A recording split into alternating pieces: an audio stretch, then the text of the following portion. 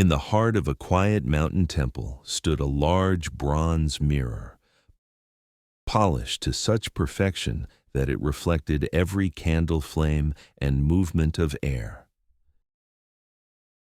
The monks would often pause before it after meditation, watching their reflections shimmer in the dim light. One morning, a young monk approached Master Emon with a troubled face. "Master," he said, "I meditate. I follow every teaching. But still I see anger, pride, and desire inside me. How can I purify my heart?" Emon looked at him for a long moment, then said, "Come with me." He led the disciple into the hall and stood before the great mirror. "Look," said the master. "What do you see?" "My reflection, master." Emon nodded. "Now, clean it." The monk hesitated, confused. "But it's already clean."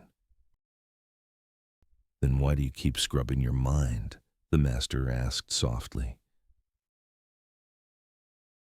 The monk's eyes widened.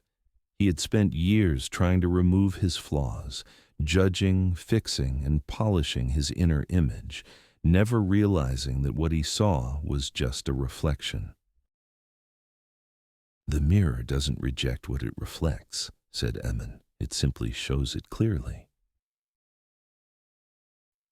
The young monk looked again. His own eyes stared back, not as an enemy, but as part of the same light that filled the room. "Purity," said the master, "is not achieved by polishing yourself into perfection, but by seeing yourself without distortion."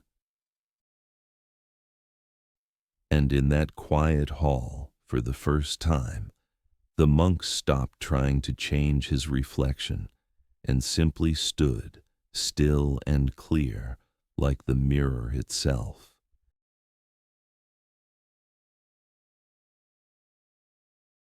The temple mirror reminds us that self-knowledge begins when we stop trying to fix ourselves and start learning to see. Most people spend their lives polishing the surface, chasing ideals, hiding flaws, or pretending to be more serene than they feel. But Zen teaches that enlightenment is not about becoming perfect. It's about seeing everything clearly, without clinging or resistance. When Master Emon tells the monk to clean the mirror, he isn't asking for action. He's asking for awareness. The mirror doesn't choose what to reflect. It doesn't prefer beauty over ugliness, light over shadow. It simply shows what is. That is what the mind learns to do in meditation, to reflect without distortion. When you allow your thoughts and emotions to appear without judgment, they begin to lose their grip. The mirror of awareness remains clear, no matter what passes across its surface. To see without judging is the greatest act of compassion. It's how we end the war with ourselves. Anger, sadness, and fear are not stains to be erased. They are clouds moving through the sky of the mind. You don't need to force the sky to be blue. You only need to remember that it already is, behind every passing cloud. So, the next time you face your own reflection, literal or inward, pause.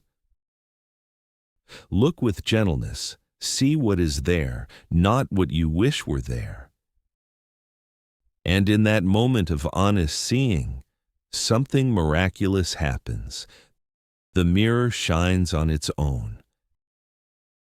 That shining is not perfection, it's peace,